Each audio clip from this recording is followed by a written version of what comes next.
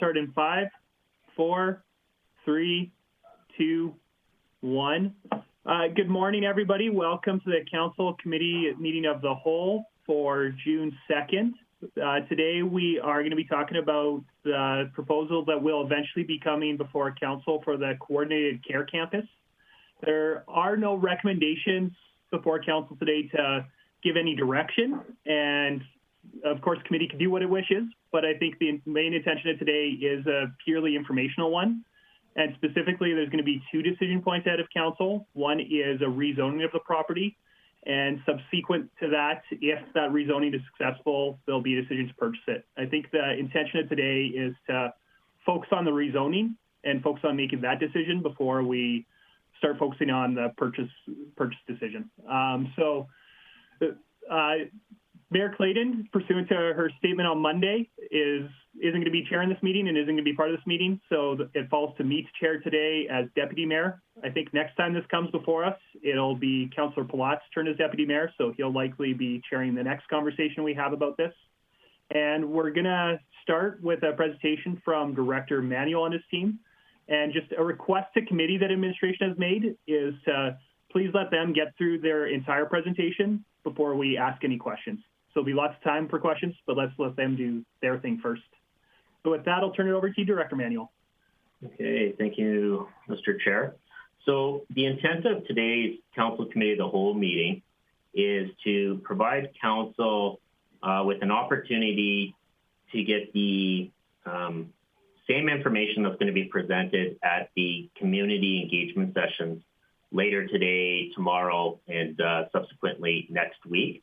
And I appreciate that this will be Council's real first opportunity to see some of the specifics around the opportunity that we believe is in front of us right now.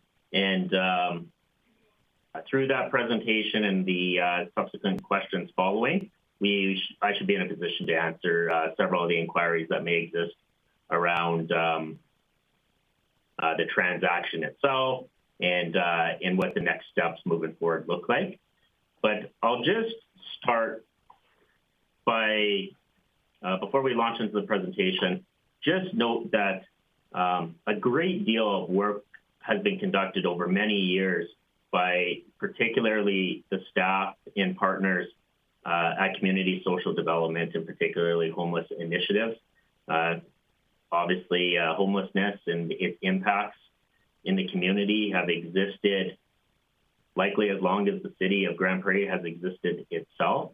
And over the years, many different approaches and strategies have been taken to address those impacts, and with varying degrees of success. And but despite the complexities, new and innovative approaches continue to emerge. And I'd like to recognize the staff over the years for their efforts in regard to that. But it's clear that in 2020, our citizen satisfaction survey, aside from likely many of our own observations, identified that homelessness, crime, and drugs were 3 of the top 5 most important issues facing the city. And with those being 3 of the 5 most significant issues facing the city, according to residents,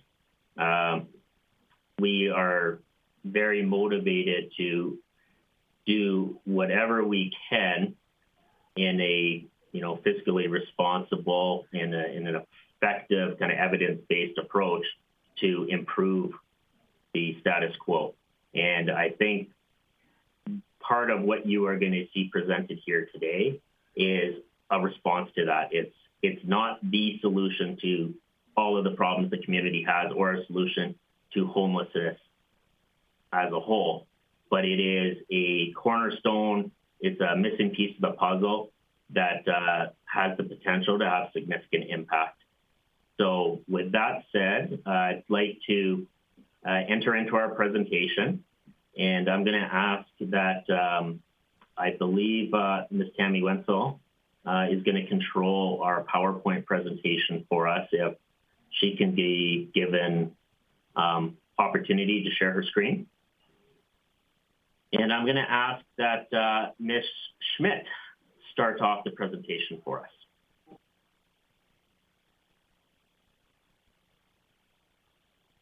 Good morning, everyone.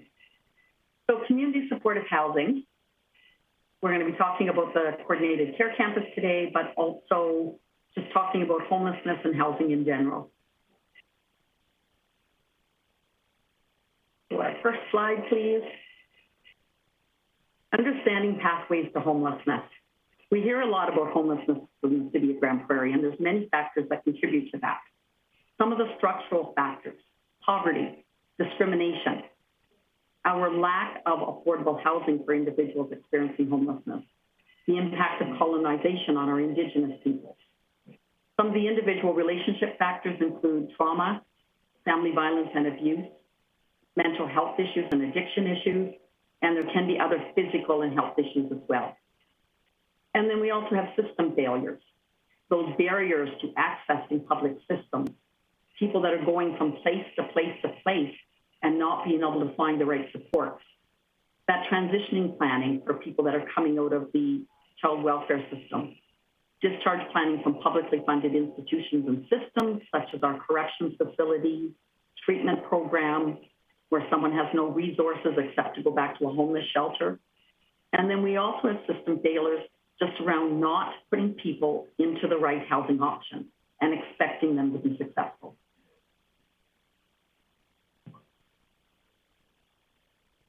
So we're housing continuum of care.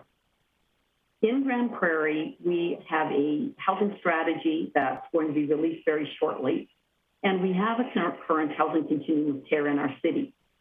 We have a continuum right from prevention services when someone's at risk of homelessness, all the way across to housing, and for some individuals, they will actually transition out into independence. On the prevention side of things, we have a program over at the Friendship Center called the KION program that provides eviction prevention support. This is an opportunity for someone to receive support for 3 to 4 months when they're on that verge of losing their housing. And that can include someone that's in a home where they're paying a mortgage as well. From there, if someone ends up homeless, our outreach and emergency supports start taking place and start providing those much needed supports for those individuals. This can be our St. Lawrence Center drop-in program. The Friendship Center has a drop-in program. It can be our emergency shelters, our mobile outreach team, such as the city MOP team. We have an addictions outreach team, supervised consumption sites, and of course, food banks and community kitchens for individuals that need supports there as well. Along the continuum, when someone is experiencing homelessness, there's a lot of work being done around housing. There are specific housing outreach workers that are connecting people to housing workers, to housing assessments, to prioritizing, looking at what those housing needs are, and then referring people to the appropriate housing supports and services. Once housed, it can be in different types of options depending on the need of the individual. Some individuals do very well in market housing and perhaps need that support worker to come in 3 to 5, maybe 3 to 5 times a week and help them with life skills, coach them on how to use the laundry. And that can help someone. And in some cases, after 6 months, a year, they no longer need that support, they become independent. For other people, it's transitional housing, whether in a transitional, perhaps it's 3 months, maybe it's up to a year where they're having assessments done to determine what's the right placement. And then some individuals we've already determined are not successful in market rent. And those are the individuals we'll be talking about more today that need that 24-hour-a-day supportive housing option in order to help them be successful.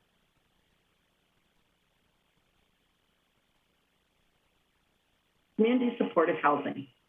We're hearing lots of talk about this. And what is community supportive housing?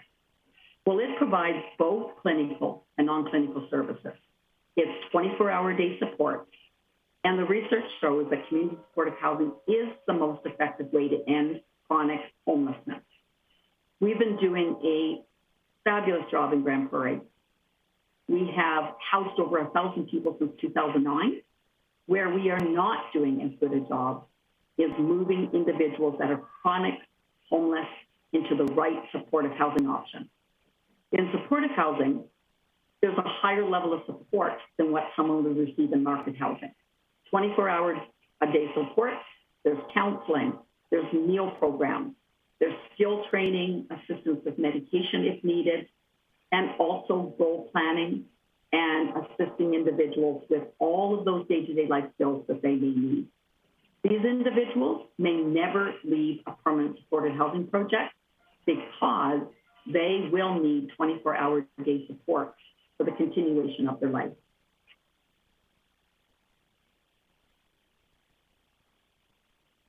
So I want to talk a little bit about what community supportive housing is not. It is not an emergency shelter.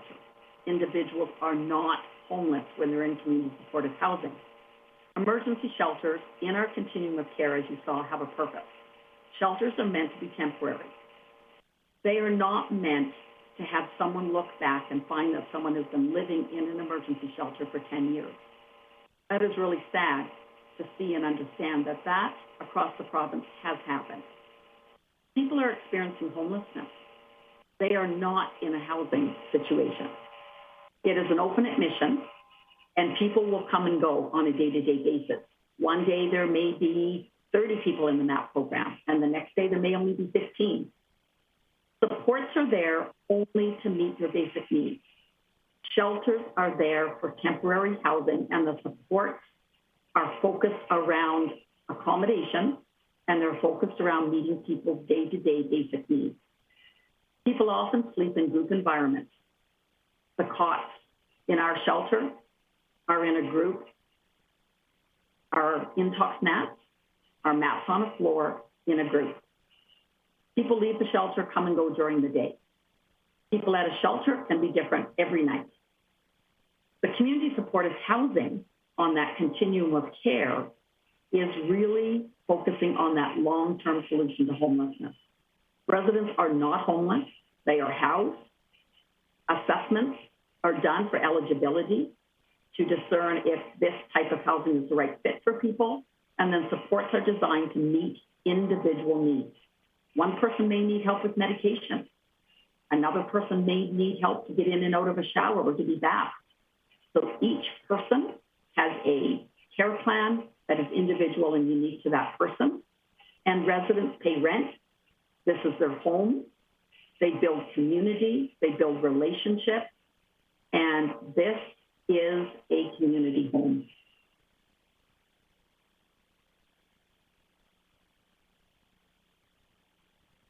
Do we need community housing? What is the need in Grande Prairie? This is a very important part of the city's plan to end homelessness and to ensure that there is a housing option for everyone. Market rentals are not the best option for everyone. People who have spent years in and out of shelters, not having a home, oftentimes thrive in an environment where there's 24-hour day supports available on site. 210 people currently identified as homeless and who need some level of support on that continuum of care. Community supportive housing aims to address that shortage of adequate housing with support to meet the needs of people experiencing chronic homelessness, and not to expect that only market rents are going to be the solution.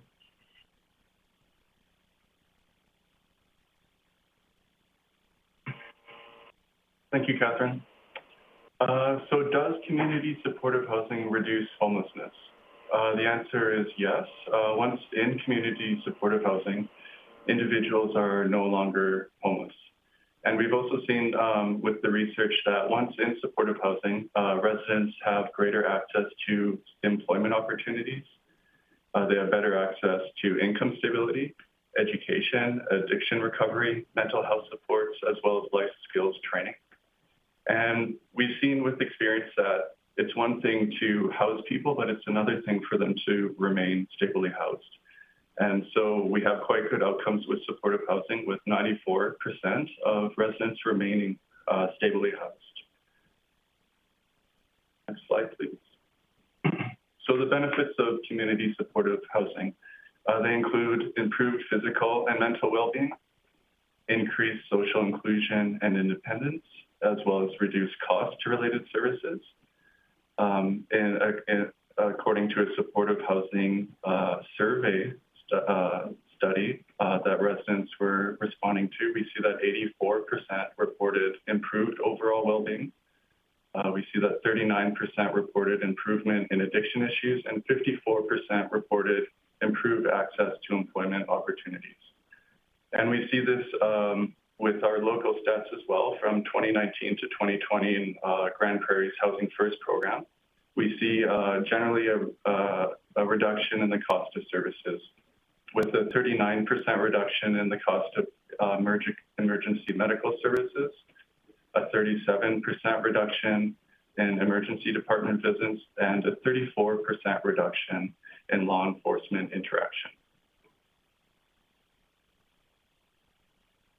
In terms of the cost of community supportive housing, actually we see when we look at the broad spectrum of the social service sector, we actually see a reduction in costs overall.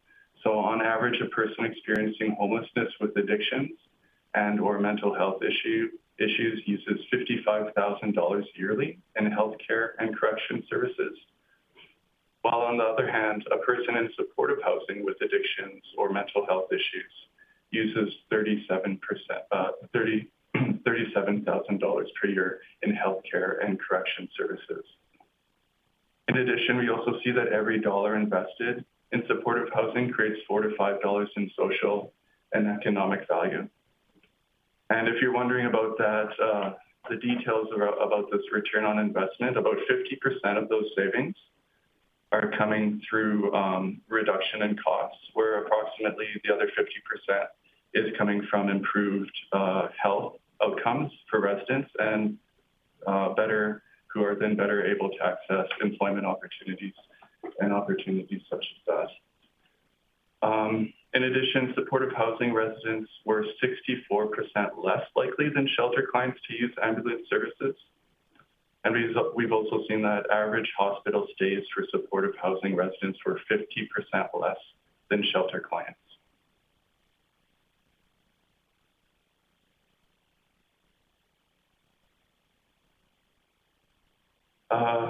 Will supportive housing affect property values in my neighborhood?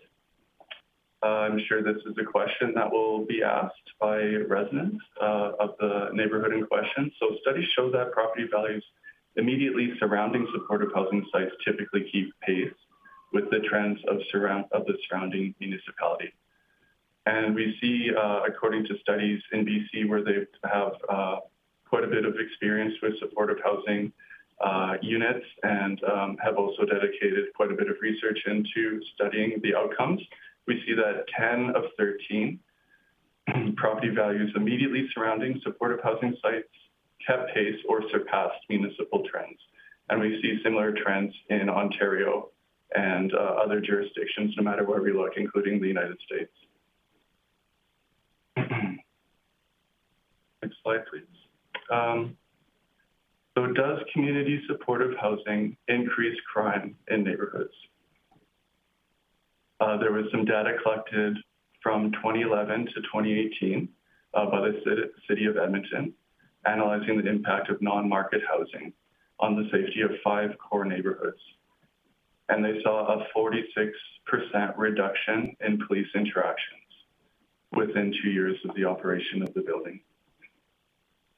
We also see that community supportive housing situated in neighborhoods accounted for only 4% of total police events and only 1.3% of total bylaw complaints.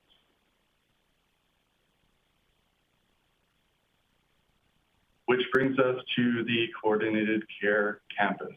And at this point, I'll hand it over to Chris to take it from here. Okay, thank you. Can I just see the next slide there, please? Okay, so we're actually missing one slide in between here, so I'll just speak to it. So we just outlined some of the high-level benefits of community supportive housing, and it's important to note that that's a gap that exists within our response to homelessness within the city of Grande Prairie right now. Although permanent supportive housing is something that has exploded exponentially across communities around North America over the past decade, it's been slow coming to fruition in the city of Grande Prairie. And over the last number of years, we've actively been assessing various options as to how we could incorporate it into the city of Grande Prairie. And with that said, one of the exercises we did in 2019 is hired a consultant group called Headwater, who did a real robust analysis of the city of Grande Prairie, what our needs assessments are, and what various options would be. And from that, they identified that there's 3 approaches to bringing this sort of housing online. So one is new construction, purpose-built. Number 2 would be retrofitting in existing, in this case, hotel, apartment building, and so on. And the third option identified by them would be to expand and build onto an existing facility, such as Rotary House. And each one of those options come with various positives and negatives that have to be assessed against a site selection criteria. And the path that the city had been going under for several years was to bring a new build to fruition. And we've gone through a couple land rezoning processes with that, and have yet to been able to bring a project to fruition. So with COVID, some unique opportunities arose despite the many challenges that it presented. And one of those opportunities, may be fortunate for the city, but perhaps unfortunate for the sellers, was there was an underutilization of hotel space, and a subsequent trend across the country where municipalities began acquiring what were formerly operating as hotels for various housing initiatives. In Grande Prairie here, we became aware of an opportunity with the Stonebridge Hotel and Conference Center. And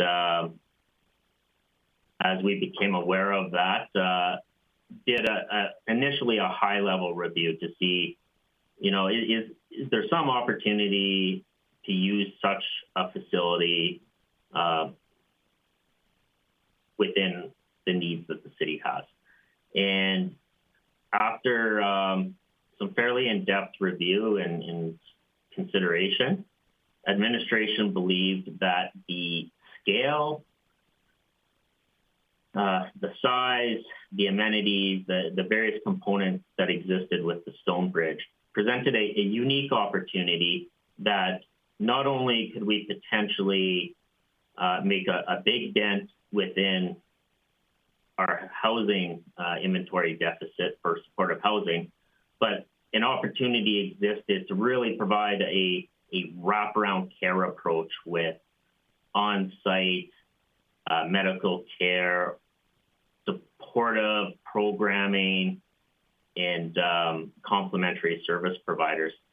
So we're going to dive into that a little bit deeper so we can explain some of the opportunity that administration believes exists. If we go to the next slide.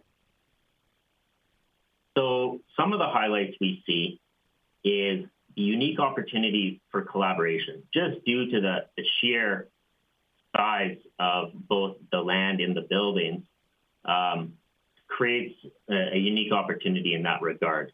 It allows us to co-locate residents with service providers, provide that 24/7 on-site support, really do a concerted effort on ensuring that the appropriate cultural supports are in place, because some demographics are disproportionately represented within this space and or population group, and we want to ensure that we're recognizing those unique needs. The ability to have recreational activities, commercial kitchen on site, building being fully furnished and equipped, and opportunity for social enterprise down the road. So the location, for those that wouldn't be familiar, is 12102 100th Street, which is on the north end of the city, off of 100th Street, clearly, and 121 Avenue.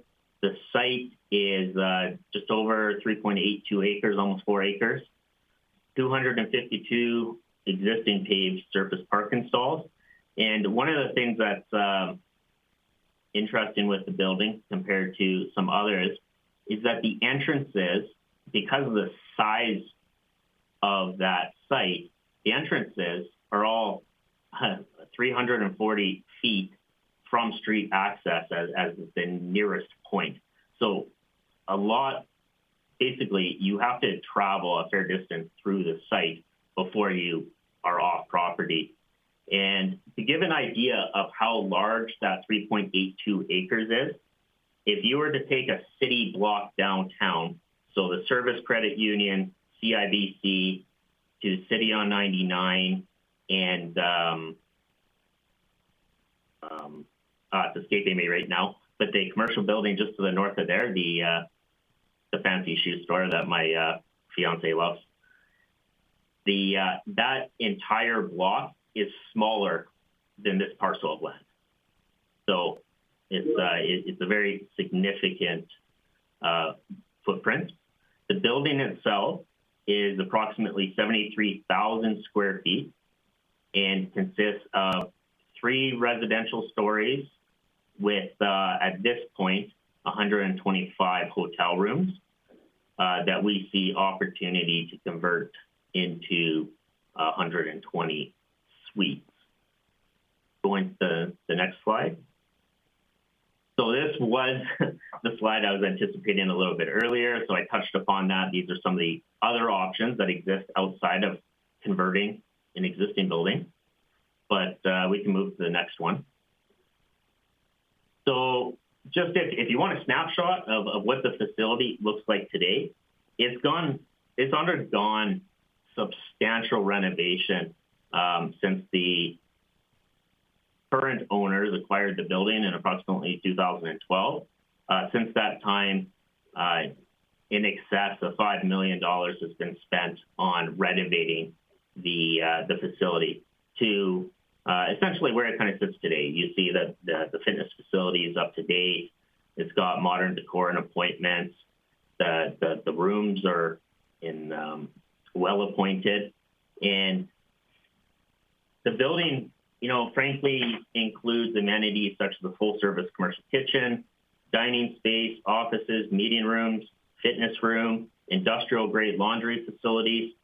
And each of these rooms are appointed with high-speed internet, direct dial phones, flat-screen TVs, coffee makers, fridge, microwaves, individual climate control, tiled floors, shrub tower areas, vinyl-covered walls. And one of the benefits that we see looking at a transaction such as this with the hotel is a turnkey operation. One of the differences between a new build or a conversion of, say, an apartment is we would still have the responsibility of providing all those commercial kitchen appliances and utensils, the dining room chairs and tables, the bedroom mattresses, beds, furniture, TVs. So there was some opportunity here to essentially have a turnkey package that would substantively provide a real strong base to build off of. Going to the next slide. The exterior also presents some opportunities. Obviously, we are working, and as through these engagement sessions and some of the public feedback we see, if the project is to proceed, we definitely anticipate significant changes to the exterior. We want to have the appropriate landscaping, beautification, fencing, and any sort of kind of facade improvements that would be required. You'll see kind of where the red lines are within the photo, the aerial photo there. That identifies the existing perimeter fence with the exception of where it jets out to the parking lot. Frankly, that fence can use a fair bit of attention, and it would be our intent to replace that with something more robust, aesthetically pleasing. And again, before we determine an actual design, we want to get more feedback from those that are directly impacted by it. One of the things you'll see is you see some blue highlighting within the property and on the building itself. That's the existing kind of today lounge, liquor store, and primarily convention space. And that's the focus area there. When I spoke to it, and we'll speak to operating a little bit later, is we see that as the conversion to the office space. And we're going to discuss kind of co-locating some of the service providers and city departments to this space to kind of support the program in the neighborhood. And that's basically the north side of that building is the residential component, and the south side is kind of some of the common area plus the future anticipated office space.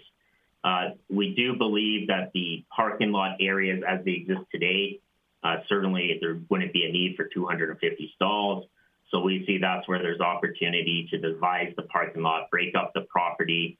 It can be just due to its size. We have some various schematics that we'll be presenting on the engagement site once we get the graphics back from the particular artists that can give an idea of what this could conceptually look like. Moving on.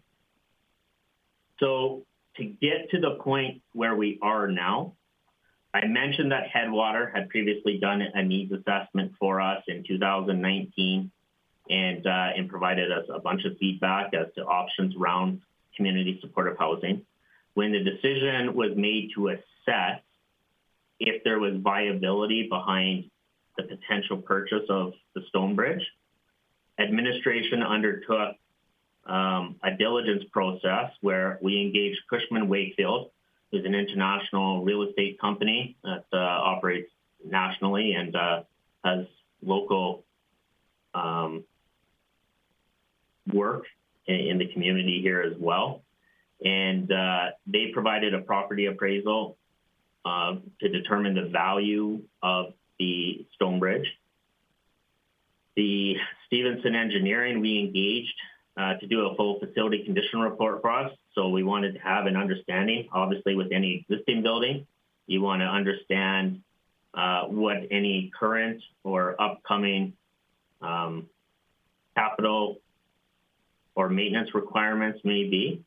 And then we took some of the assumptions that we were making pertaining to how we would operate such a facility to MNP for them to do an analysis and provide us guidance and feedback as to our assumptions and whether they made sense.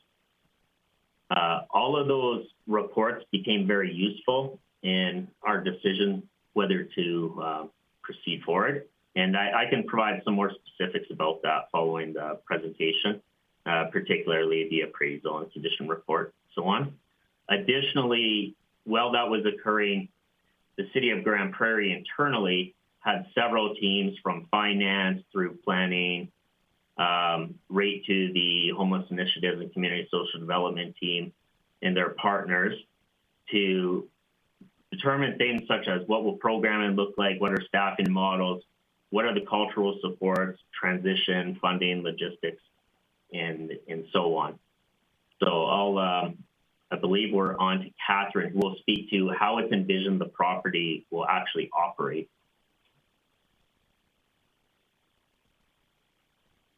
Thank you, Chris. So program guiding principles, housing first.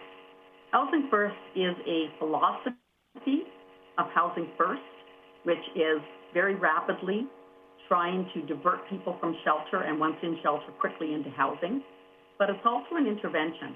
And the intervention side of Housing First is a recovery-oriented system of care. It is goal planning, individual, and unique to that person, and it's done jointly with their case manager. They sit down together, they look at what goals that individual has. Recently, we had a gentleman that just received his driver's license. It's been a long-term goal of his. That is a huge success. Intervention is about health and wellness. It's about looking at how does that individual see himself or herself moving to the highest level of health that would be possible in their life, and how does that case manager support them in getting to that goal? It's connection to doctors, to medical support. It's connection to opioid dependency programs or treatment programs if that's the goal that they want. The informed operational lens, again, is looking at what is unique and different about this individual and how do we streamline their case plan to meet their needs. And each person is going to be different in what they would like to see in their life. One person may say, I want to go to treatment, but I'm scared about losing my housing. And so part of that plan is, how can we have this person go to a 3-month treatment program and be able to come back and not have their home given to someone else or be lost?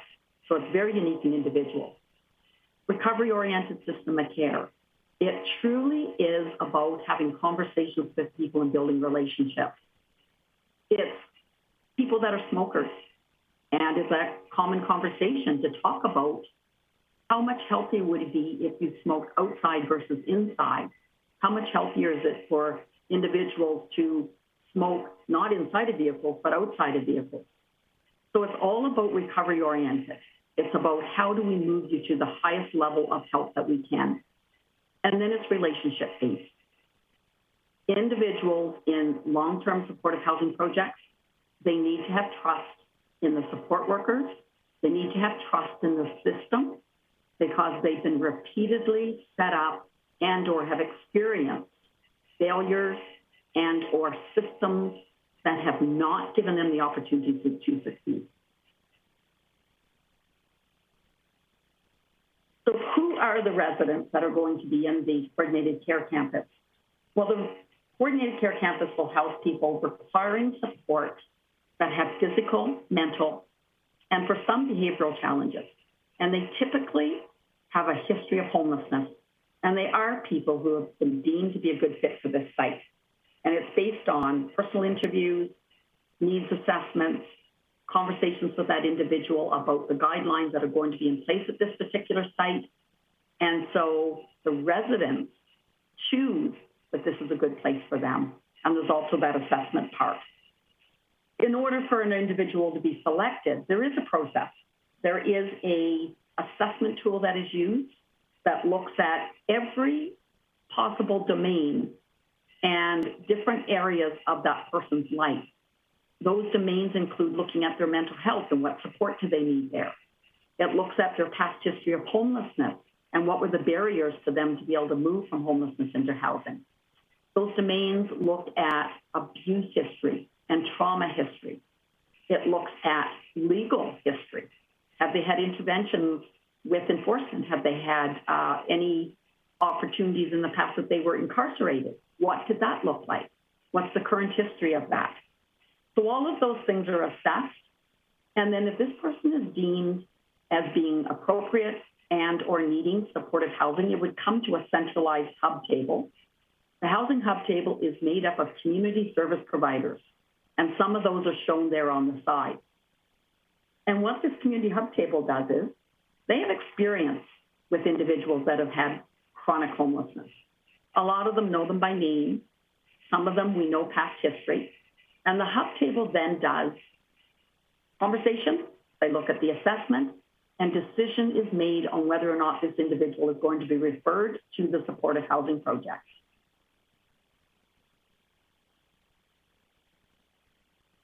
So on the other side, we have commercial tenants that are also going to be in this particular space.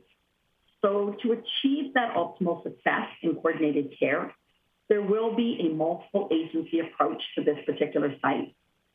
We know that as phase one gets rolled out and individuals move into tenancy with that health model, we do need a team, and Northreach will be the team that will be moving on site in phase one. We also know that this is a very large site, so there will be some relocating of city departments, which will allow 2 current locations and building expenditures to be consolidated over to this site.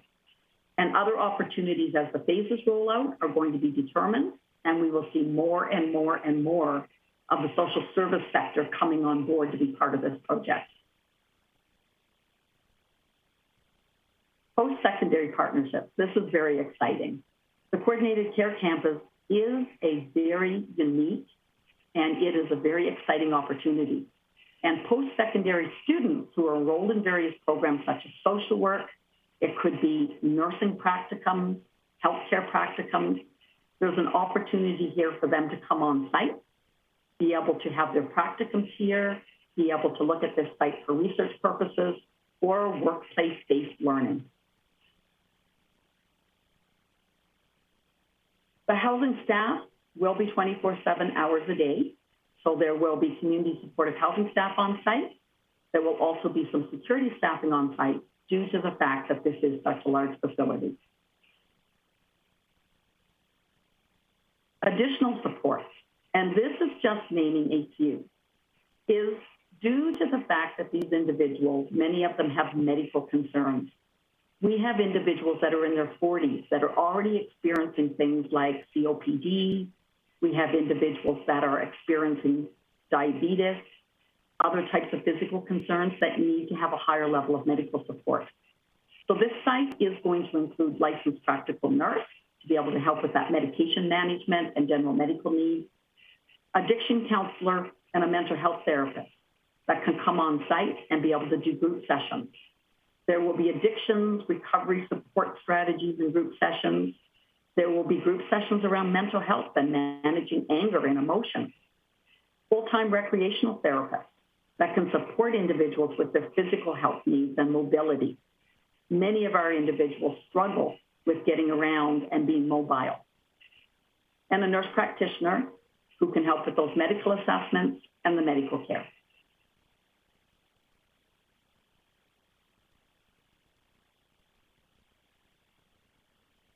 The security plan, 24-hour on-site security will be in place. Access to the building by residents and visitors will be controlled through a secured entrance where there will be staff at a reception desk.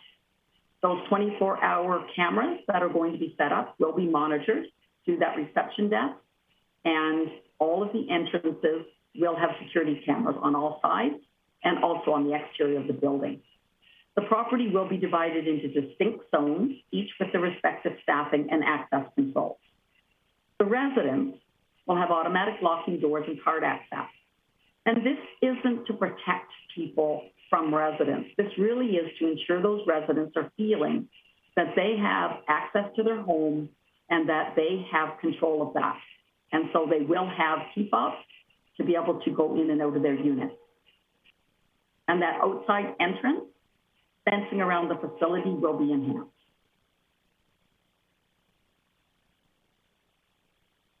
So community connections, this is very, very, very important. We know that having a good neighbor agreement is important. And in our previous pilot for our supportive housing project, a good neighbor agreement was signed off by the service provider and by area residents. So that's really important to have that agreement in place that says this is how we're going to be good neighbors with the project itself and with the neighborhood. A residents association.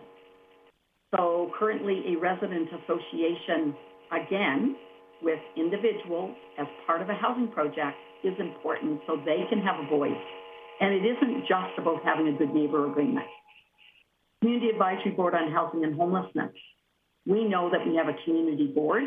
There could be a future opportunity for the Community Advisory Board to have their board meetings in this site. Having volunteer opportunities. I have been quite happy to see the amount of emails that I've been seeing coming through with individuals saying, is there going to be opportunities for volunteering? I would be really interested in having that opportunity. So certainly an opportunity to set that up. Also, inclusive group initiatives.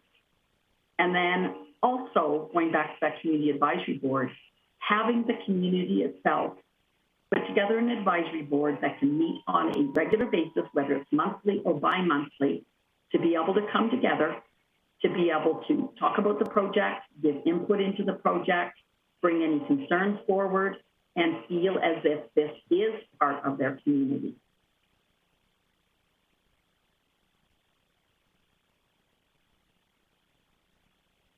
Funding, staffing and programming, Outreach Support Services Initiative grant funding. So I'm going to speak a little bit about what this looks like.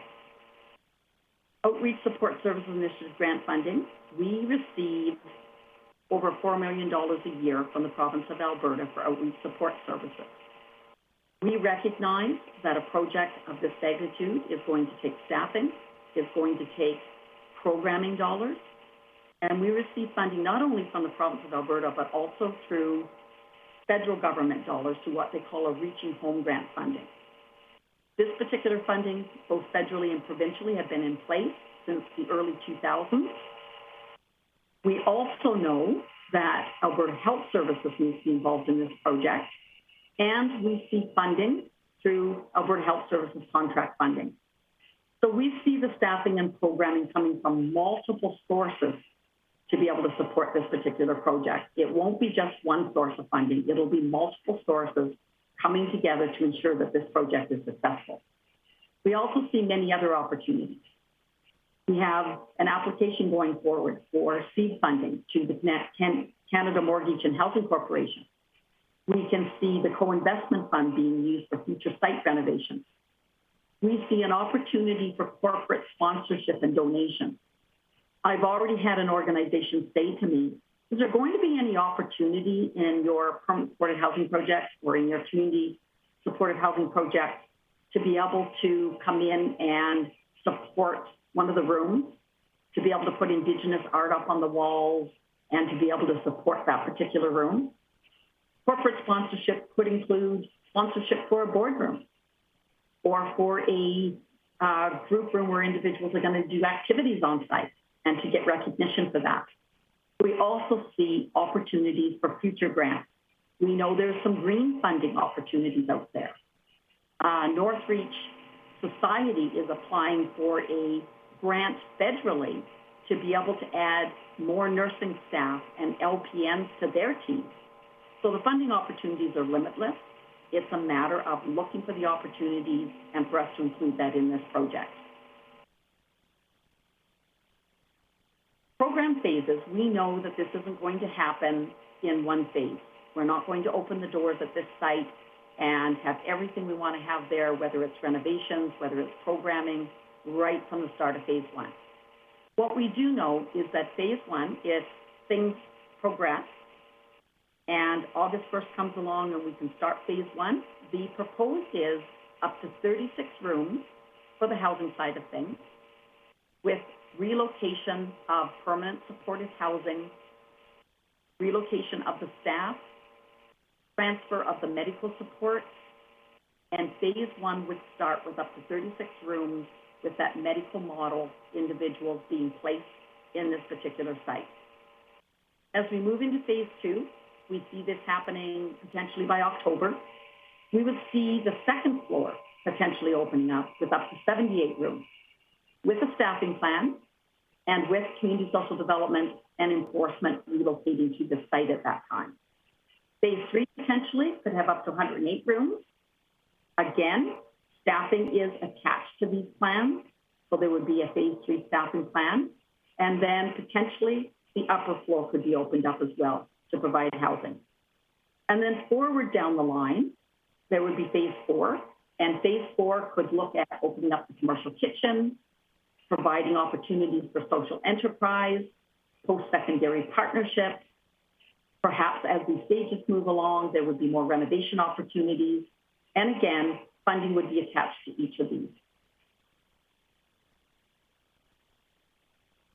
Thank you, Catherine. So in this part of the presentation, I'm going to be covering the rezoning process and how feedback will be collected and used during this stage of the project.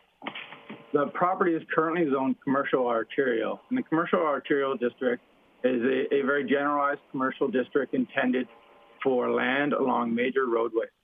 It currently allows for a broad range of commercial uses, such as business centers and restaurants, hotels, retail stores, but it also has other uses that aren't typically considered commercial, such as lighter industrial items like auto body or institutional uses. So it includes essential public service and community outreach facilities. And those are the uses that we used to use to cover this type of facility. And over the past few years, we've done some review of these processes and made some changes. So what we determined was it's not so much of an issue of land use compatibility for these uses, but a matter of improving the public process.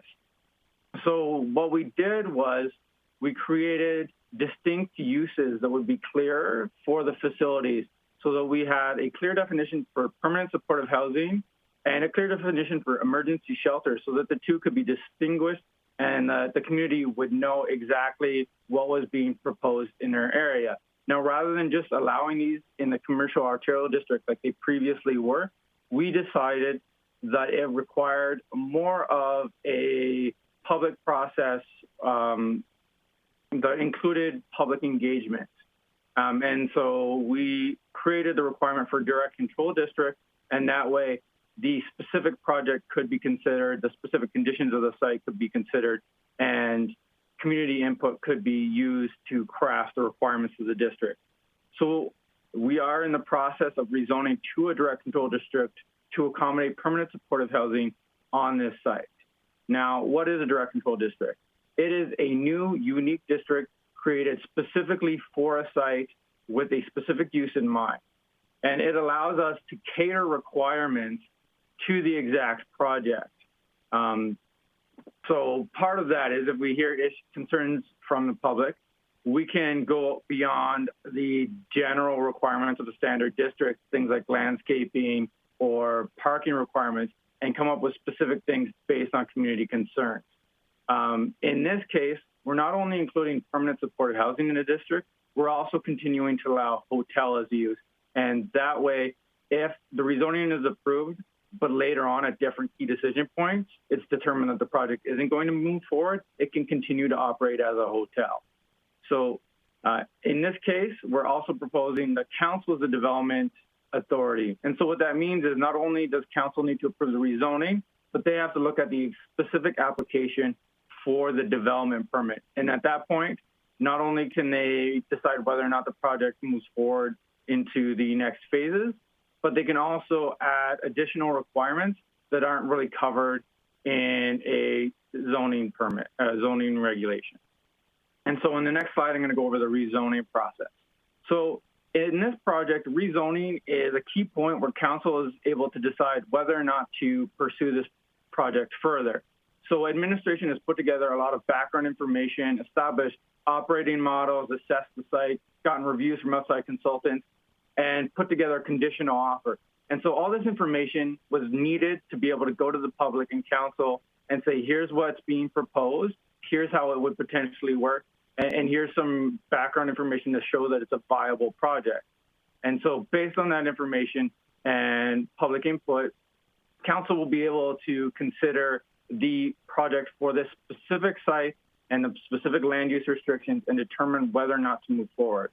So the way the application process works, and I've broken these down into steps, however, they tend to overlap in how they're actually done. But for simplicity's sake, I'm just going to break them down as steps.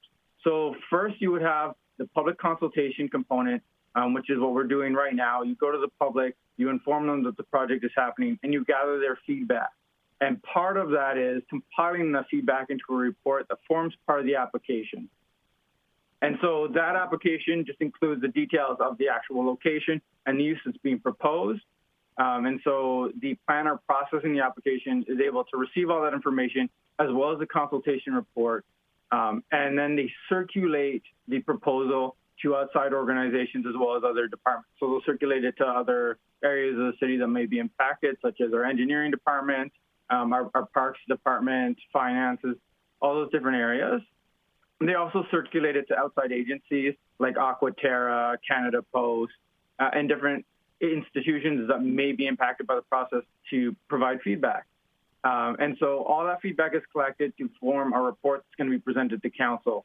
Now, once most of that is put together, a public hearing date is set. So right now we have June 28th as the tentative date for the public hearing. And so a few weeks before the actual hearing, part of the process is notifying adjacent property owners. And so that's done in a variety of ways. That includes letters sent out to all the people within a 60-meter radius is a standard radius, but for this project, we've extended it farther beyond that. I believe something like 200 meters. There will also be signs posted on the property, information on the city website, media releases, and a few other ways that we try and make sure that the public is aware of the process. And then at the actual public hearing, that's when the planner will present the report for the proposal to council and make a recommendation of whether or not to support the proposed amendments. And at the public hearing, it's also an opportunity for members of the public to present their opinion directly to council before they make their final decision. So in the next slide, I'm going to cover how is feedback used in this process. So we're not just looking to determine whether or not the project should move forward. We're looking at how to make it a success if it does move forward. And so when we hear concerns about the project, they may be things that we can address through the direct control district requirements and permitting or even operations. So the feedback is used to shape the actual project. It can also include positive suggestions about how to make it better. So part of it is feedback forms the review that is done to make a recommendation on whether or not to approve the rezoning. So for a rezoning, the most useful information for the planner in terms of feedback is specific comments about the appropriateness of the site and location for the proposed project. Even if the recommendation at the end from the planner isn't to support the project, the report and presentation will note key planning concerns to council. So there may be a recommendation in favor of rezoning, but having noted specific concerns about the project for council to pay extra attention to. And then feedback is also compiled in a report that is provided directly to council as part of their background information that helps them make a determination on whether or not they're going to support the project. And then in terms of actually crafting the DC district or development permit, feedback can help shape the requirements of the project. So standards can be added into the DC district to address concerns.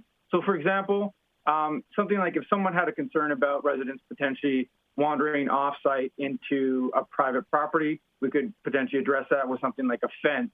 So there's a lot of different requirements that we could potentially use to help address adjacent property owner concerns or just improve the project. So again, your feedback is just used in a very wide range of ways, and that could be included in identifying opportunities to improve the project. Like Catherine mentioned, things like sponsoring rooms or adding art to the facility, those different aspects that just help to make it a real success. And so in the next slide, I'm going to go over what the engagement process looks like for rezoning. So in the first phase of the rezoning engagement, we're looking to create awareness. And so that is just letting people know that the project is happening, putting a lot of information out there. So sending mail outs, doing media releases, and creating engagement websites and a range of different other notification methods. In the second step, what we do is we gather input. So we hold information sessions.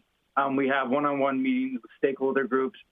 And then we do a wide range of engagement to get that feedback for the process. And I'd like to note that the engagement session is just one way to provide your input. So if you're not comfortable speaking in a public meeting or you don't get the opportunity to, there's a few different ways to get your feedback heard. Sending out a written email is a great way because it can be submitted directly as part of the reporting. You can also call a member of the team if you'd rather have more of a dialogue.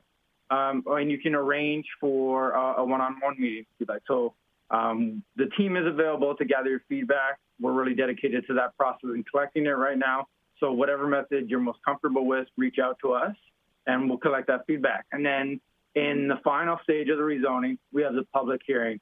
And so that's when we present all the information to council, including the feedback that was received. And the members of the public have the opportunity to attend the hearing and speak directly to council. So you can speak in favor of the project if you think you have ideas on how to make it a success, or you just want to show support. And you can also speak in opposition to the project if you want to help inform council's decision on whether or not to support the rezoning. And that will be the kind of final stage in this process.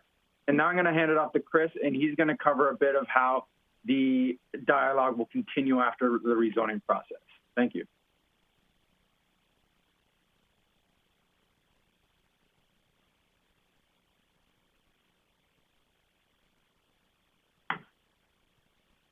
Okay, so you'll see that that's kind of an overview of the operations as anticipated. I suspect that there is some interest around the conditional offer, so I think it makes sense to probably speak to that at the moment. If I could have somebody allow me to share the screen.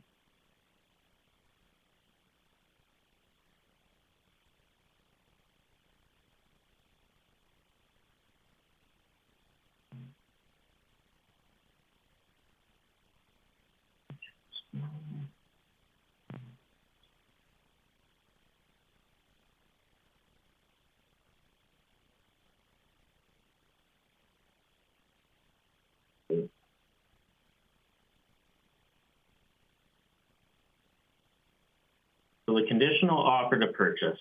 So we had conversations with the seller, and well, usually the municipality would hold the kind of financial details of the transaction until council ratification. Given the scope of the project and the dollar values involved, it was deemed to be prudent to release this information. And they agreed to do so. So I can say what we're looking at is a purchase of $12.5 million for the property and all of the F&E, so all the furniture and equipment and stuff that goes with that.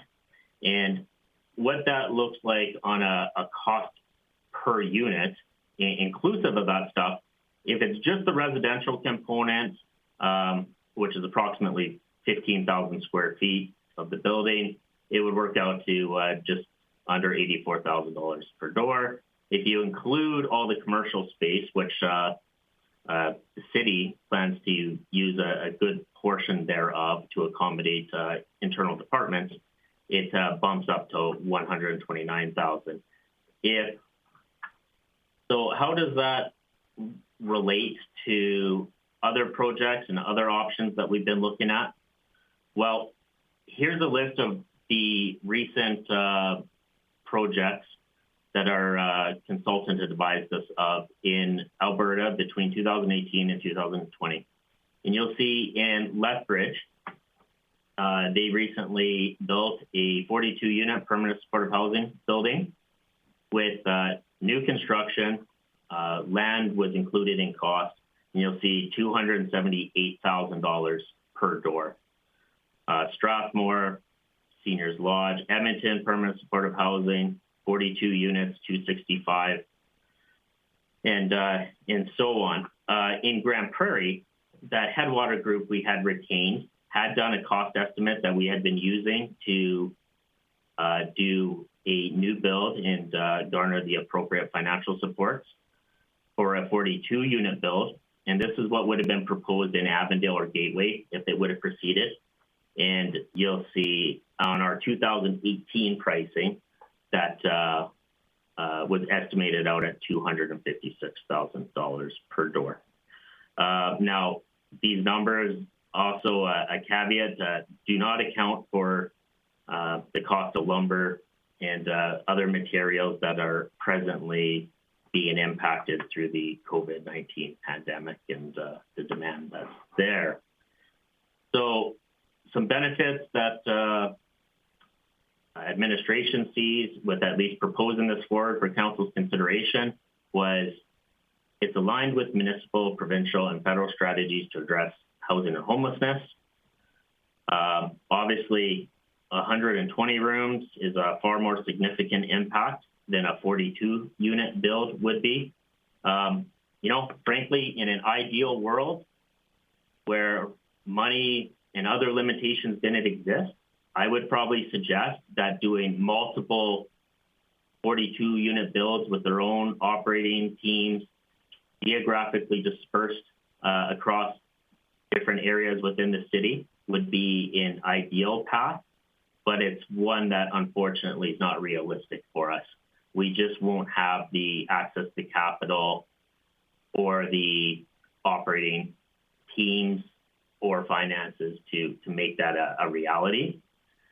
So when compared for the value that we've seen with the options that have been presented to us to date, it represented a pretty good value. Ability to offset expenditures through commercial leasing to complementary service providers.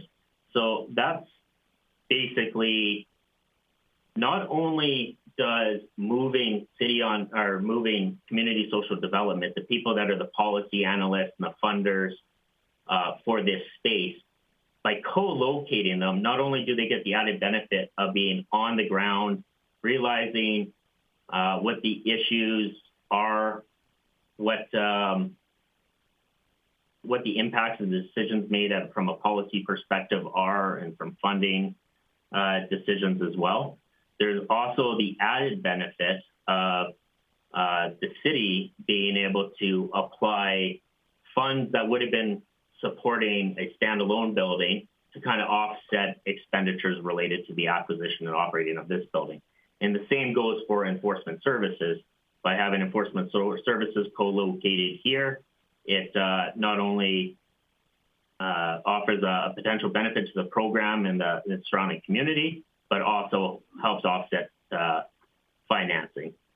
So redistribution of client population. So by, again, spreading pockets of people outside of one concentrated bunch, it's just everything becomes more manageable. And there's certainly lots of studies that we can point to that demonstrate that.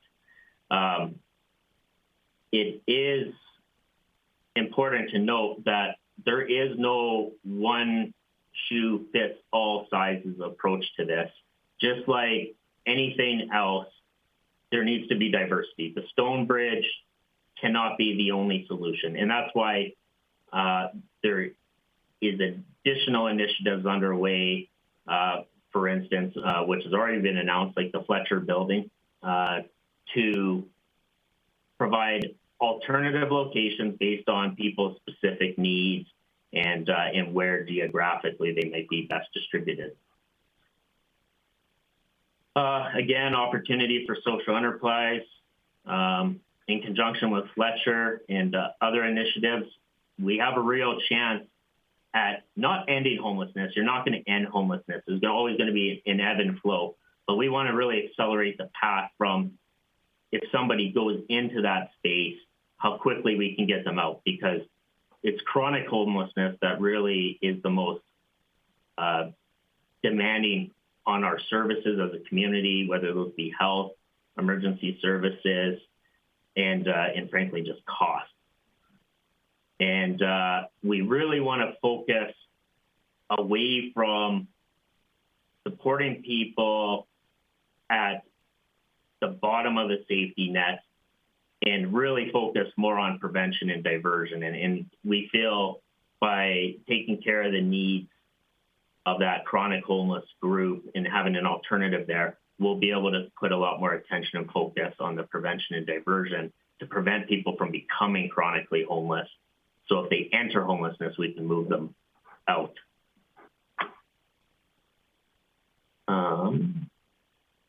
So that's it. I'm going to open it up to questions, Councillor Bressi, and we'll go from there.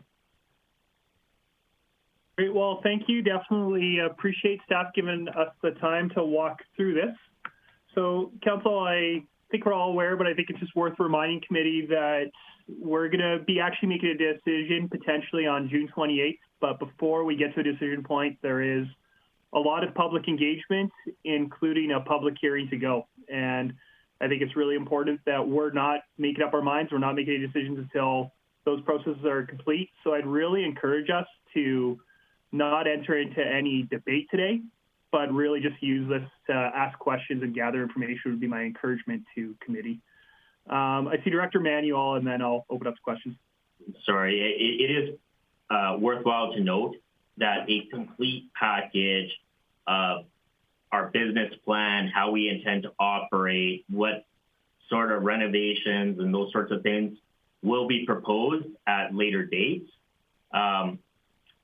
We wanted to do the engagement ahead of having a concrete direction in regard to those pieces, because frankly, this has only been a public project for, just over a week now, 2 weeks, and we're still executing a number of pieces of that diligence. So I think what I'm hearing Director Manuel say, and I can say it a bit more bluntly than him, is maybe let's keep there'll be lots of time to ask detailed questions before we have to make any decision. But I think that it's an encouragement to keep things at the high level for now while we're waiting to get that detailed information and while administration's forming it as a result of public engagement. So who's got a couple questions they want to start with? I see Councillor O'Toole first, and then Councillor Thiessen. I've been in touch with a number of people, and they're quite concerned that this building is very close to a gun range. And the question that gets thrown out at me is, would you allow a gun range to move in to a building like this, not the other way around? So if this building was already in existence, would a gun range be allowed to build basically beside it? And that's a question. I don't need an answer, but I just want you to know that that's going to come up in conversation. And I'll leave it at that and move on to the next person, I guess. Well, maybe I will. I'll give Director Manuel to respond to that if he wishes, or if he wants to hand it off to somebody to respond, or take a pass and know this is coming up. I'll leave that to you, Director Manuel. So my initial reaction is, I can't think of any rationale, or I shouldn't say rationale. I can't think of any specifications that we have within any of our bylaws that would prohibit that from occurring. Now, that being said, I don't want to brush it off. So I think it is a point that has been raised, and it's something that we're assessing, and I think we'll be able to provide greater comments on later. Courtesy. Thank you. Thank you. Thank you. Thank you, Councillor O'Toole. Councillor Thiessen. Thank you, Chair Bressy. I actually have a question, but I think it's most appropriately asked in camera. So I don't know if I can make a motion to go in camera just so I can ask this question. So, of course, you're welcome to make a motion, and as chair, I can give advice to committee, but committee gets to choose what it wants to do. Two thoughts to that. One is how the process is going to look is we're going to debate rezoning on June 28th first, and that debate will only be about rezoning.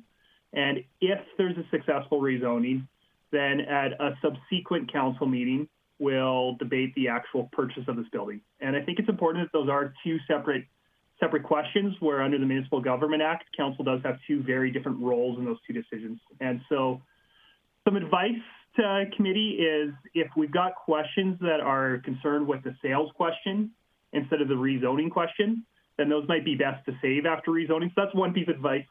I think the other one, though, is if we've got in-camera questions,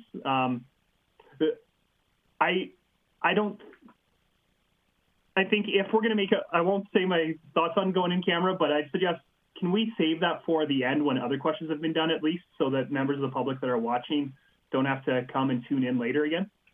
For sure. Yeah, my question is in regards to the rezoning, and it deals with land and legal. Yeah, I would prefer to have that discussion in camera, and it can wait till the end. I do have other questions, though. Part of this rezoning is a matter of educating the public and disseminating any disinformation. I know that council has received lots of emails, phone calls, referring to the project as a homeless shelter, and also referring to the Parkside Inn project as being a detriment to their neighborhood. Being that many of the clients who are currently residing at the Parkside Inn will be moving in phase 1, what is city administration's plans to improve the optics of what the neighbors are seeing and the businesses and residents there, and also the stigma attached to the same people who are caught in addictions issues that would be moving over in the first phase? Thank you for that question. And I guess just by way of some sequencing, a couple of things that are going to occur here is at a council committee meeting prior to the June 28th date, we're actually going to be coming forward with our homelessness and community supportive housing strategy for the next couple of years, which encompasses, the whole spectrum of services that we provide today and that may have some gaps in it that we're looking to improve over the next year or two, and how Stonebridge interacts with that. In alignment with that is going to be presenters from the RCMP and enforcement and from Crown prosecutors and so on like that. So you'll see that piece as to how this fits into an overall community strategy. And additionally, we will be reporting on what the status of the Parkside was, how the Parkside came to fruition, what its learnings were, and what its results have been, as well as some feedback. We've received a great deal of feedback from both proponents and people that had concerns with it. So we'll be sharing all of that ahead of that council decision on the 28th. Okay, thank you. Great. So I'll go around, I'll get the questions. Feel free to get back in the queue if you've got a question that could be asked in this venue. And I'll make sure to give you an opportunity to make a motion to go on camera before I adjourn the meeting. 100%. I appreciate it, Chair Bressie. Great. I see Councillor Palat and then Councillor Minhoff. Thanks, Chair Bressie. I have to say, I think that was the longest verbal update I've ever been part of in my life. But anyways, I just want to confirm this report will be public now. So if somebody wanted to get this, if they could get what we saw today. Okay, thanks for that. And then I guess I don't want to get into big things now, but I do want to push back on this. I sure hope we can get all of this report public as much as possible, the business case and everything as soon as possible. I do think that does play into public engagement. A lot of the questions I'm getting are things that still weren't in the slides today. As good as the information was, I really hope you can get that information out as soon as possible, please, because I think that's part of a proper public engagement, in my opinion. That's just my comment for now. I don't want to get into debate about it or anything, but I just did have a question about the 120 units and just some of the slide that when Ms. Schmidt was presenting, and just talking about how we're going to go through transitional housing. And I loved how it said getting into independence. And I guess what I'm struggling with when I'm hearing what I think is going to be going on the main floor to independence, all being in the same building. Can you give me an example of where this has happened or worked, where we put, it seems like two pretty big areas of the housing continuum in one spot? And I can appreciate we're having different access points, but they are centralized in one spot. So we have an example of where this has worked. Director Manuel. Yeah, I will circle back to Ms. Schmidt. I know certainly one of the things that we are doing is engaging experts in this field to kind of get some ideas as to how we can best accommodate that, particularly the first. We do see a distinguishment between the first floor. The second and third have probably more movement between them, but you are correct in that the first floor we likely envision to have less movement amongst it, and that it's a higher acuity, more medically focused group of individuals at this point anyways. One of the things that we will see is as additional projects come online, perhaps like the Fletcher coming to fruition, when it's available, it is going to allow us to re-envision the demographics and where is the most appropriate place to put people based on acuities. So I'd say it's a little bit of a moving target in that regard, but I'll see if Ms. Schmidt has anything to add there.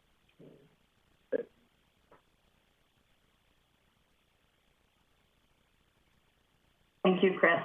And I have to agree with that. There is some work being done right now with meetings with Rotary House looking at their second and third floor and what those transitional units will be, and also looking at what's going to be the continuum of care. So transitional housing, bridge housing can be done in different models, and it really is around stabilization, assessing people in that transitional housing. So we want to make sure that we're having that full continuum of care, and then ensuring that when we start looking at these sites that their people are being placed in the most appropriate sites.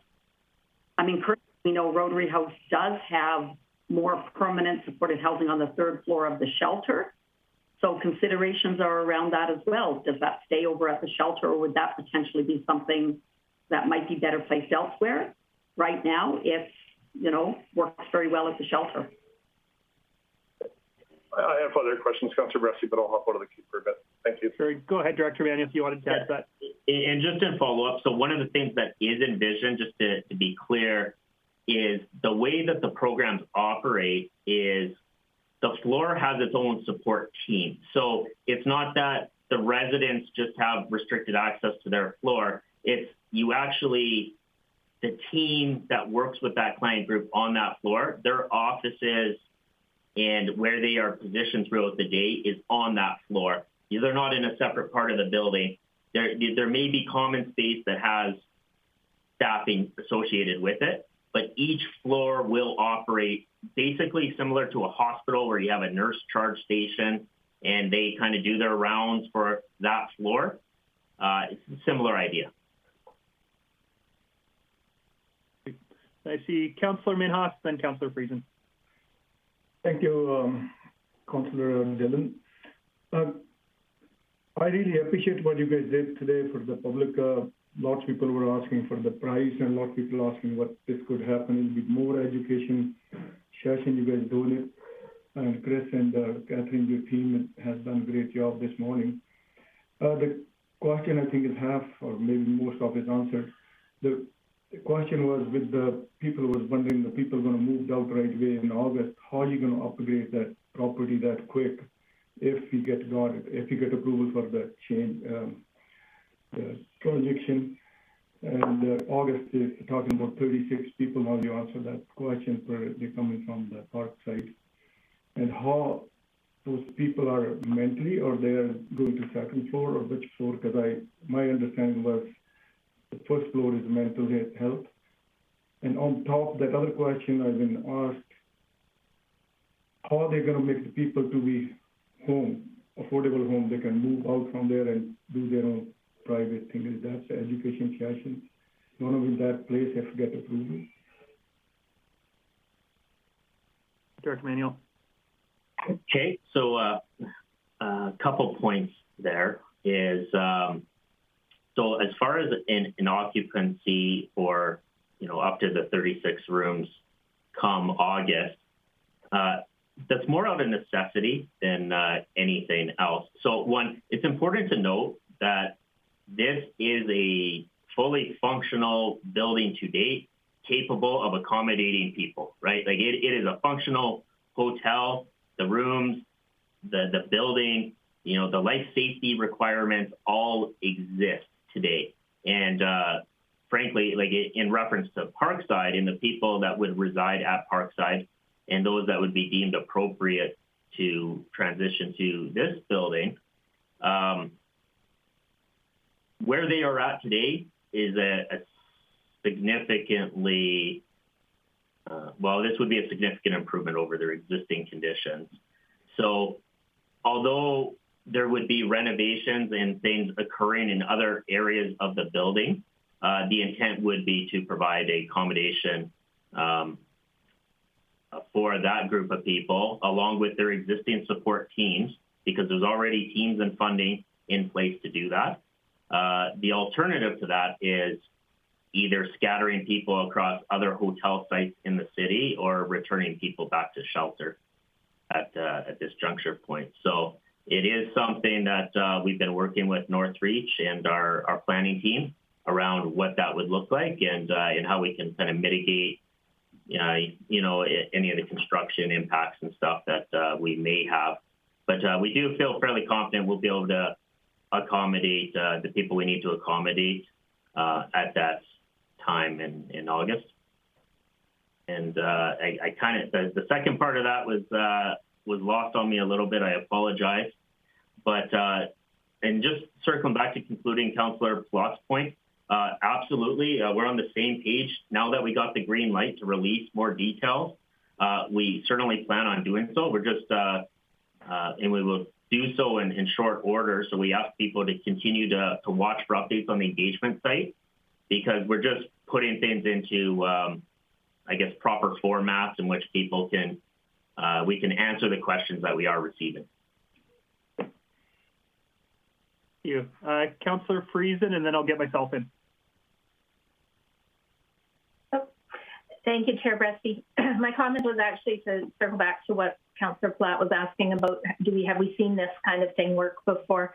And my colleagues, Councillor Minhas and Councillor O'Toole, toured Ambrose Place with me in Edmonton, and it's that similar kind of, you know, as someone's in and gets stabilized, they may be able to move up to the next floor up where they're a little more independent, still have some care, but don't need the level that they did when they first came in and were still, you know, really sick and really needed a high level of medical or behavioral treatment. So once they improve some, they're able to move up to another level. A question I've got is, I appreciated hearing more about the hub table and how people are going to be placed into this and the expectations will be placed on them. But what happens if what is hoped for when somebody's placed in this building doesn't pan out and they're not being a good neighbor both to people within the business or in the surrounding community? How will that be actioned? What recourse do we have? And then one really nuts and bolts question is, are there going to be issues with the Residential Tenancy Act where once somebody's in the building, we're stuck with them, even if they're a disruptive force in the building and in the neighborhood? So I guess I'll start by indicating, certainly we've learned some of the impacts of the Residential Tenancy Act and also how to work within it a little bit as well, more effectively than, I guess, what started with the Parkside. I think we had previously mentioned one of the issues with the Parkside is when the city stepped in to kind of that crisis situation there, we inherited a bunch of tenants that took some time to move out.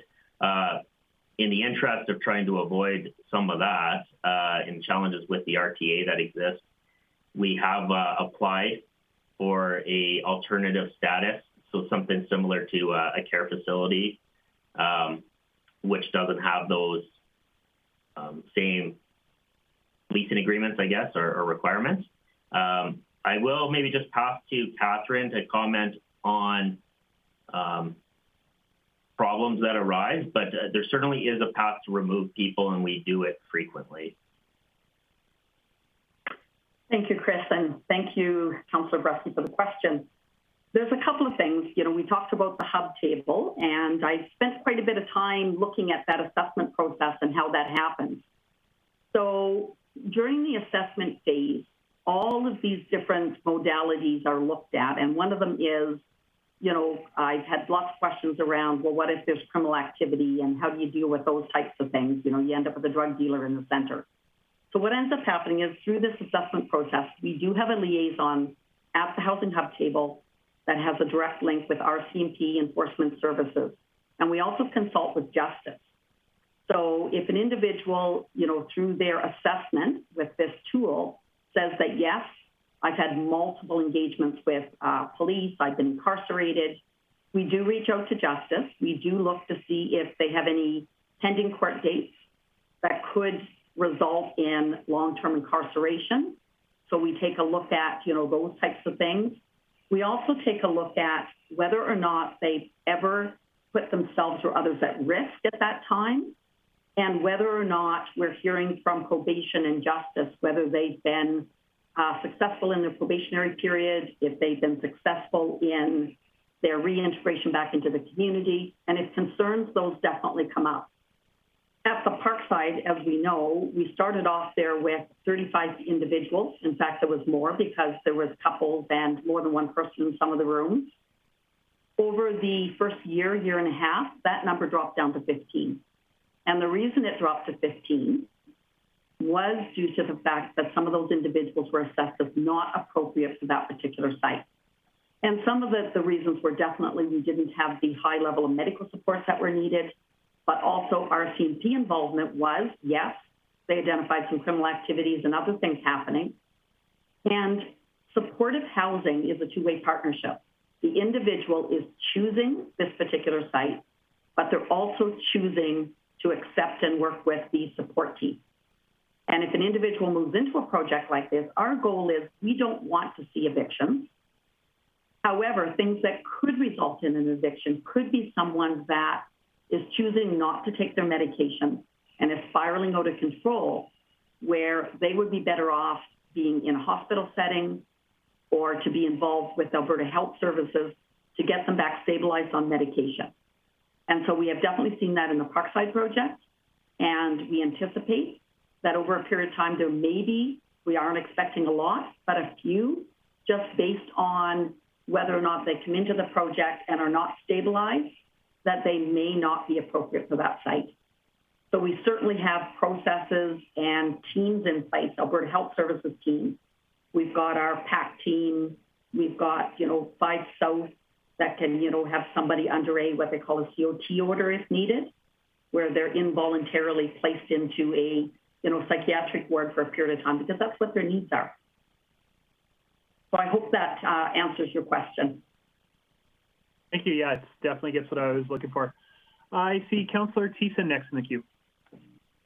Thanks, Chair Bressie. Loving hearing all the answers here so far, providing extra clarity, and the questions are great.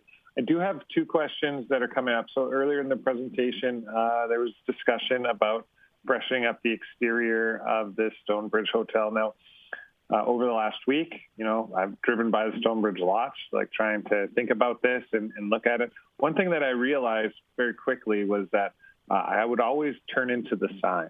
It was the sign, and I never really noticed the building. But then when I actually took notice of the exterior of the building, a lot of people who have complained about this says it's a nice way into the city for people coming from Edmonton, and that we're going to wreck the facade of this place by adding certain types into the building and changing into what is being proposed. But what I noticed was that the building really, it doesn't look fresh. It's not appealing. So I liked hearing the stuff about adding trees and a bit of a more of a touch to the frontage. But are there any plans to touch up the exterior of the building, like as part of the renovations, like mass painting or whatever, to make it more appealing to look at as people drive by into the city? Daniel.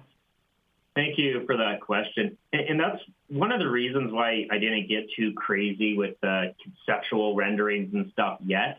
We're getting some different ones done, but we want to hear the feedback that you're hearing with the community. Like, how do people want to see it integrated into that neighborhood? Because if nothing else, one of the comments I got from some nearby stakeholders when I met with them on Monday was that they would like to see that be the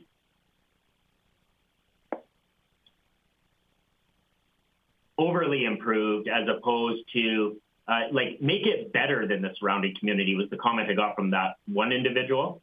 But that doesn't necessarily mean that's what everybody believes. So, I think we want to take what we hear from the adjacent and what council wants it to look like and incorporate that into the plan. But one of the benefits we have here versus other projects that have come forward is by the city being the owner of this property, the decision on how we want to improve it resides with council, right? And, no offense to any of our NGOs or anybody like that, but their property is their property, and we can ask them and influence them. But at the end of the day, if the community wants this to look a certain way, and council is going to support it, we'll take our direction. If the council tells me to put 50 trees, we'll put 50 trees. So I think we want to get that feedback from the community as to what they want to see, and see if we can incorporate it into our planning and what the budget impacts of that are. I appreciate to hear that. Just a comment. One of the things, not just for the surrounding neighborhood, I'm sure they like to see a bit of a cosmetic improvement, but also for a sense of pride for the residents that may be moving in there if this project is approved. Is that there's a sense of pride that's attached to a home that people are living in, and if they move in and they got the room and stuff, but every time they go home it kind of looks a little run down or slummy, that's going to go into the energy that they approach the house or their home with, right, in this. So I think not just cosmetic appeal for the neighborhood and for, I guess, the pathway into our city, but also for a sense of pride for the community that may be living inside that building as well. A place to call home. Thank you. I see Councillor Palat. Thanks, Chair Bressy. Just on that same vein there, just one of the things I'm understanding is it's looking like CSD would move in this building. So I know from going down to their office and talking to the gals there that they get a lot of families through there too. So are we finding a way to maybe have it where there's an entrance maybe off of the one side so families can access that, and we can have just thrown out, we're talking about landscaping and beautification. It would just be nice. Appreciate we're trying to integrate a lot of cross-section of continuum on housing, but it'd be nice to have that a little bit sheltered, in my opinion, just so it's not a scary place for kids to come up. That's what they see. Mm-hmm. Dr. Manuel. Yeah, no, that's an excellent point. I don't have the slide handy, but one of the things we were doing is if you're familiar with the site and you're looking towards the lounge in the liquor store today, it's on the southern portion of the property, and it kind of provides a natural divide across. We do actually see kind of configuring the property so there's distinct zones. So you could enter that parking lot from the south, have direct access into the office space, where the residential components more to that center and north, you would enter that from likely coming from the east off the service road. So yeah, completely acknowledge what you're talking about. There's different layouts that we're looking at, but we see opportunity to break it, although it's one large facility, to operate it as though it's several. Okay, thanks for that. And I have no further questions and would be happy to go on camera at some point as well. Councillor Thiessen. Yeah, just one final question, and then, if there's no more, I'll make the motion to go on camera. So as discussed earlier with the Parkside Inn, there were some undesirables that, had the lease on life to continue to reside at the Parkside Inn when we were moving people in. Now, a lot of those undesirables, they moved out of Parkside when they did, and they found other places to habitat in, and some of those places are on the north end of town, in the Prairie Haven and the Igloo Inn. So as far as helping to accommodate the potential for our residents who suffer from a variety of addictions, how do we choose to propose to mitigate the influence of those undesirables that may be residing at the Igloo Inn and the Prairie Haven, and may influence people to fall back in their progress tracks or in accordance to their addictions? So that's a great question. I think there's two opportunities in front of us at the moment. So one, due to COVID, when we were operating hotel isolation for this client group, ourselves and Northreach gained a great deal of experience on engaging people on drug replacement therapies, so Suboxone and methadone and those sorts of things. And we ended up getting way more buy-in than we were anticipating initially that we would get. So I think we want to continue down that path and really build that out. But in response, your question is exactly why we want to bring forward that community strategy, because we actually have a particular focus area on community safety in some very key initiatives involving the RCMP, the Crown's Office of Justice and stuff that will provide a new level of focus on some of those individuals that you're talking to. And now that's outside of the Stone Bridge and its operation per se. You know, the drug replacement piece, supporting people through decision-making, that's certainly part of it. But that's why it's important that ahead of your guys' June 28th discussion, you have an idea of all of the other components that are going to be put at play to move the needle on this within the community. You know, we're not resting all of our we're not resting all of our expectations on the Stone Bridge itself. Okay, thank you. Are there any other questions before I give Councillor Thiessen a chance to make a motion? Councillor O'Toole.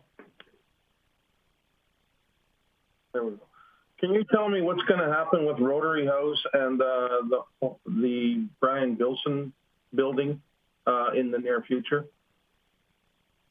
After supposedly this goes through, will there be any changes in their service? Okay, that's a fair question.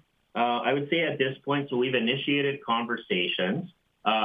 You know, in simple fact, the simple answer is we will continue to need day shelter, night shelter, emergency space, and accommodation.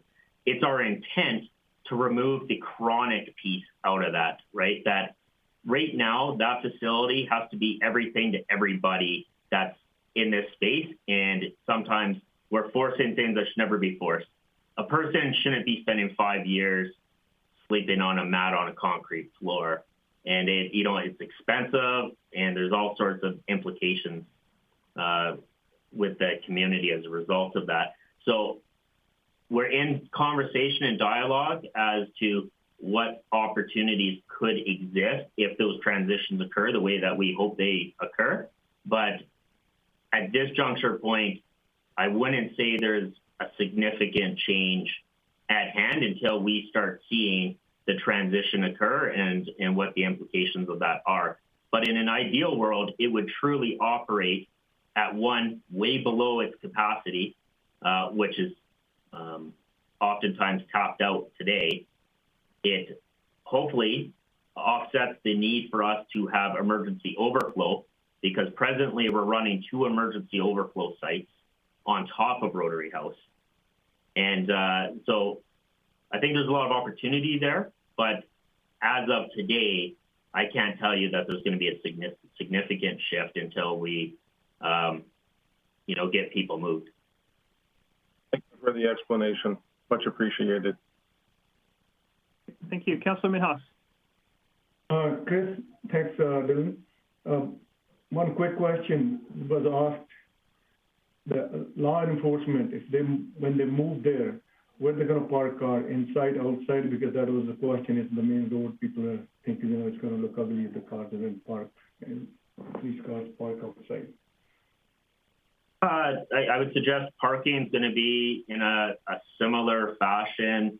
There's different options there. I mean, certainly we can park the vehicles in a way that, you know, screens it, set back from the adjacent streets and whatnot. But, you know, I'd suggest right now their vehicles are parked on one of the city's primary east-west corridors, you know, right in kind of public sight. So I think with the appropriate landscaping and, you know, reconfiguration of the parking lot, it certainly should be no worse than 20 tractor trailers parked.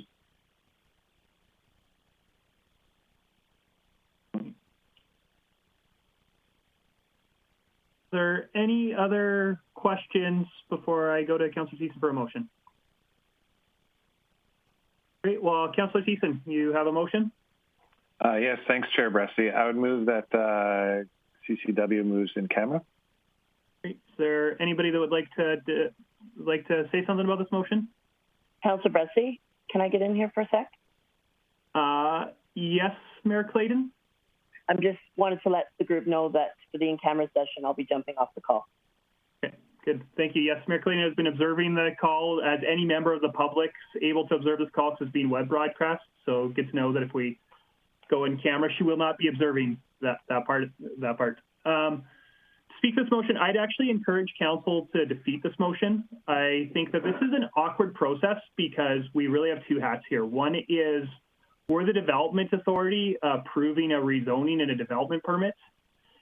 And if that is approved, then we're also the people that are responsible for the organization that owns and operates this. And I think those are two, in the Municipal Government Act, I think for important reason, those are two separate decision points. And I really think as best we can, we need to separate those two hats until we've gone through the rezoning process. And I think that when we're looking at the rezoning process, we're looking at this just as a land matter, and we shouldn't be looking at this really much differently than if any private applicant came and made the same rezoning request to us. So for me, I think that till we're through that rezoning process, this should be fully in public view. We shouldn't be meeting in camera. We shouldn't be meeting in private. We should be having only public information and public conversation. And then if that rezoning is successful, we're not obligated to confirm the purchase of this building. So I think that there will be an important time to have some in-camera conversations about personnel and land and legal, but I think that those should be saved for after the rezoning process. So for that reason, I'll be voting no to this motion, and I'd encourage committee to join me in voting no on that. Sir, Councillor, I'll go to Councillor Palat and Councillor I'll make sure you get to close this. Thank you. Thanks, Chair Bresty. I agree with every single thing you said, other than I do have a question that is about legal and is about this exact process. And if I don't ask it now, I'm worried that I'm going to be too late on it. So I'm going to support it today because I want to have that question answered from my knowledge sooner than later. So yeah, sorry I can't support your thoughts there, but I agree with everything you said in intent, but it is specifically about this that I would like to know sooner than later. I will let Councillor Thiessen close. Is there anybody else who wants to chime in first, though? All right, Councillor Thiessen. Thank you very much, Chair Bresty. Yeah, no, I'm totally in favor of a purely transparent process as well. I don't dispute or disagree with anything that you just stated. Similar to Councillor Platt, though, I do have a question that is in regards to the rezoning of this land that is sort of sensitive by nature, and I think it's more appropriately asked in camera rather than in full public view, not because I don't want to be transparent about the process. I just want to talk about aspects of the process, and which is why I thought about it long and hard, and I thought it's probably more appropriate to deal with in camera because it is of a slightly sensitive nature in regards to the rezoning. Great. Well, and with that, I will call I don't know if everybody came prepared on eScribe, so am I doing just a traditional vote without eScribe, I'm assuming? Yeah, that's certainly fine by me. So then I don't see Councillor O'Toole on screen, so I'll give him a second to get back in case he's just grabbing something off screen. We're going to stay same queue, or we're going to move to the next one if you go to in camera? If the motion passes, I've talked to admin and I think I know what's going on, but we'll let them walk us through it if this motion passes. All right, so Councillor O'Toole, I'm just going to take this vote by show of hands since I don't think most of us were prepared for eScribe. Full transparency, including myself, wasn't prepared for eScribe. So all in favor of the motion to go in camera? I see Councillor Palat, Councillor Thiessen, Councillor Minhoff, Councillor Friesen, and all opposed. Myself and Councillor O'Toole are opposed, so that motion carries. Councillor O'Toole? I'm on the subdivision development and that kind of stuff, so I don't want to be part of that part, so I'll leave it alone. I'll actually, if it goes in the camera, I'm going to escape from that. Great. Well, we are going to go in camera, and then as part of the process, I just asked Director Manuel, so process-wise, we'll do it on the same Zoom link after we've confirmed that the broadcast of this meeting has ended and admin's ready to end the broadcast and confirm it's ended. Director Manuel, I would ask you to identify who's going to go in camera with us from an admin perspective.